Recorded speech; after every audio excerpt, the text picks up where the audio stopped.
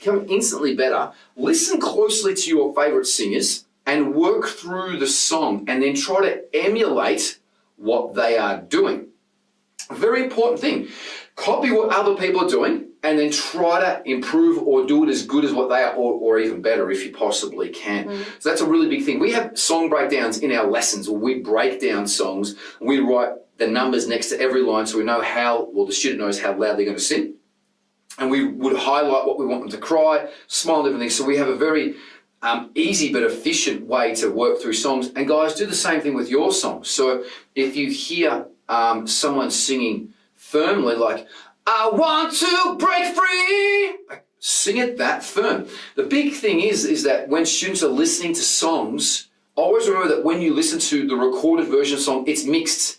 So it's mixed and mastered, so all the sounds are compressed, so they sound even, so the voice isn't too loud than anything else. So always pop the headphones on and try to think of how loud they'll be singing. Possibly, we use fours. I use fours with my gears in classes, but maybe you might want to use out of 5 or out of 10, how loud they're singing out of 10, because there are some songs that are very quiet. Yes, I do, I believe. Sam Smith is very quiet there, but then he would sing also louder through the rest of the song. So work out what they're doing and then try to emulate that yourself as well too. So working through the song, are they going louder? Are they using the mouth more? Are they holding and supporting? Whatever it might be, and try to emulate that in the song.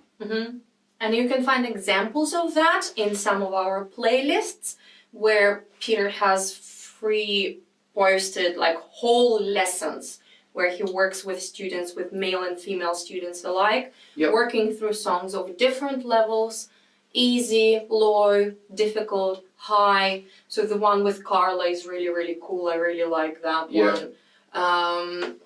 The playlist is called Actual Singing Lessons, actual VSA Singing Lessons. So jump on that. You'll see a bunch of my lessons on there with different scenarios, scales, song breakdown. So have a look through that. Always remember as well too, when you're hearing a song that's recorded, guys, remember that they could have had 10 or 15 goes of this to record it. A lot of stuff, if you listen to Panic at the Disco, it's all punched in. It's got one line is over the top of the next. So make sure that you take these recordings with a bit of a grain of salt and have breaths in certain places wherever you feel that you need to breathe, or cut things shorter so that you can work through these bits and pieces in the song. But really just, listening to your favourite singers within your skill level. I think it's very important that we choose songs that are within your skill level, that are fun for you to do. We don't want to be worrying and stressed going, oh God, am I going to be able to hit this note or do this chorus consistently?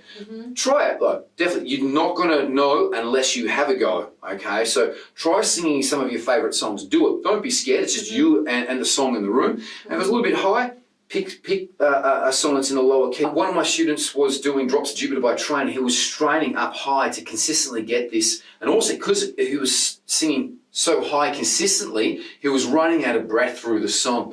And then we found a lower version of the song which actually sounded better. It was by... Was it live? No. It wasn't live. It was recorded, and it was recorded by a big guy.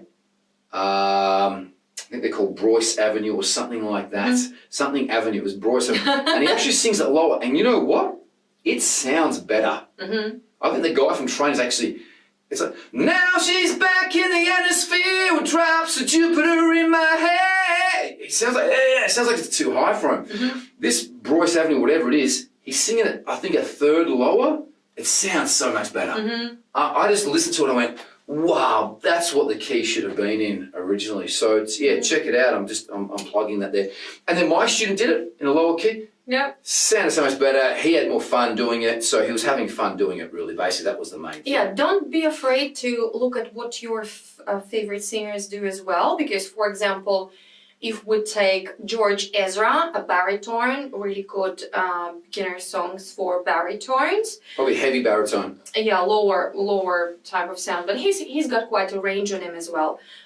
He very consistently, his live recordings are in one key, and his live performances are 3 semitones, minor third, down. And it sounds great both times. So if you're still struggling figuring out, so which mouth placements should I do? What is he doing on this particular point? Pull up a live video, not the music video where everything is like so pretty, but the one where a singer actually sings live. And literally rewind, put YouTube on slow. There's this gear down below that if you press on it in settings and select speed 0.75, it will all start playing way slower. This is what I like doing, especially with my beginner students, to show them these videos on slow so they can see what's happening with the mouth, and it will be easier to figure out the melody if you're still struggling with it, to figure out how the way that the singers finish off the lines. Sometimes you will be able to see how their core works, if like half the body is in frame. Sometimes you will literally be able to see how they contract their core muscles to go into higher notes. So use YouTube, it's excellent. Don't just use the audio, use video to analyze as well. Guys, we'll see you singing hopefully up on stage. If you have any questions, please put them in the comments below or get in contact with us on any social media and we'll be sure to get back to any of your questions. If we think the question is a ripper, we will make a video for you. Signing off. Thanks, Sam. High five. Woo! See you guys. Talk soon. Bye-bye.